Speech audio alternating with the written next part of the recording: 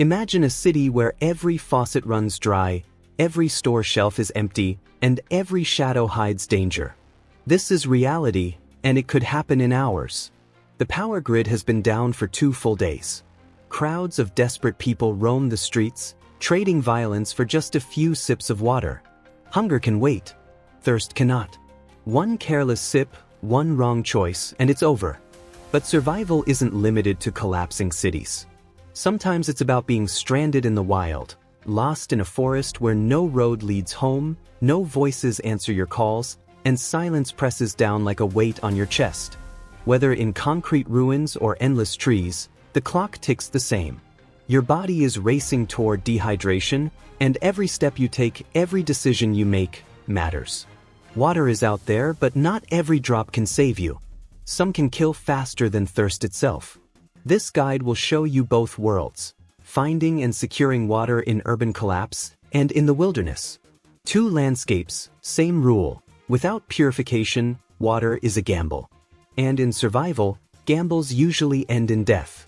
Patience, discipline, method. These are your true weapons against chaos and nature alike. Most beginners panic and drink the first liquid they find. Fatal mistake. True survivors don't rush. They pause. They assess. They prepare. One careless sip can weaken your body beyond recovery, long before dehydration would. The real survivor drinks smart.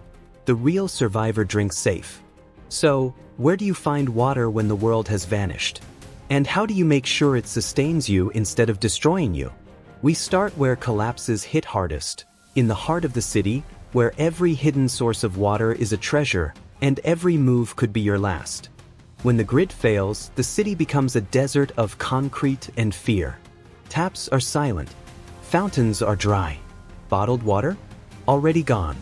The first thing to disappear in any collapse is water. But survivors don't waste energy chasing what's already taken. They look for what others forget. Behind every building, every structure, reservoirs linger, long after the pipes run dry. Check rooftops. Apartment complexes, schools, and office buildings often have large tanks that can sustain dozens of people for days. Lifelines for those who know where to look. But caution is critical. Stagnant tanks harbor bacteria. Crowds may already be climbing the same ladders. Approach quietly, collect wisely, and never drink without treatment. Inside your own home, water may be hiding in plain sight. Toilet tanks, hot water heaters, even the lowest taps in your building can provide precious liters. These overlooked caches are often the difference between survival and collapse when the streets are stripped bare. But finding water is only half the battle. Invisible bacteria, parasites, and chemicals can turn clear liquid into slow poison. The urge to drink immediately is overwhelming, but that voice is deadly. One reckless sip can rob your body of strength when you need it most. In the city, survival isn't just scavenging, it's discipline. Heat, filters, chemicals, these are shields against hidden dangers. Out in the wilderness, the silence is both gift and curse. There are no crowds, no mobs fighting over bottles, no supermarkets to raid, but there are also no walls to protect you, no taps to twist, no hidden tanks waiting on rooftops. Here, survival depends on your eyes, your instincts, and the ancient patterns of nature that most people have long forgotten. Water is everywhere in the forest, but only if you know where to look, and only if you know how to take it safely. In a tropical jungle, the abundance is deceptive.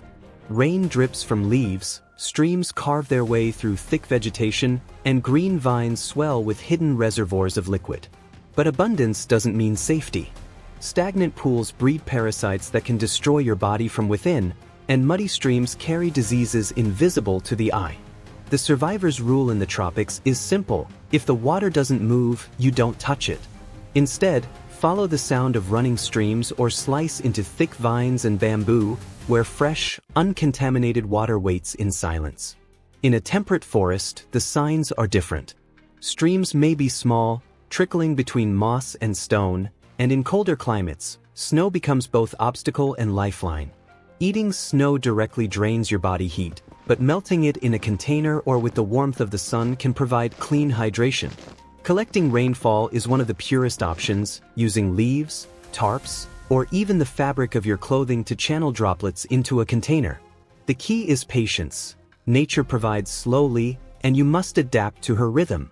And in dry woodlands or savanna-like environments, the search becomes harder, but not impossible. Look to the animals for guidance. Birds often circle above waterholes at dawn and dusk, while fresh tracks in the dirt can lead to hidden ponds. Digging near green vegetation may reveal moist soil that can be collected and filtered. Even insects can be a clue. Swarms often hover near sources of water invisible to the human eye. Here, the lesson is persistence. Every small sign is a trail, and every trail may lead to survival. But no matter the forest, the rule remains the same. Clear does not mean clean. The cold stream that looks inviting, the rainwater dripping from a branch, the snow melting in your hands, each can still carry risk. In the wild, your thirst will push you to take chances, but your discipline must be stronger. Finding water is only the beginning. Making it safe is what decides if you live to see another day. Finding water is only half the battle. The real challenge begins when you face the uncertainty of what you've collected.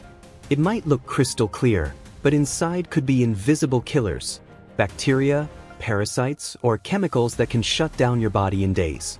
Fire is your first ally. Boiling water is one of the oldest, most reliable methods, and for good reason. Heat destroys almost every biological threat.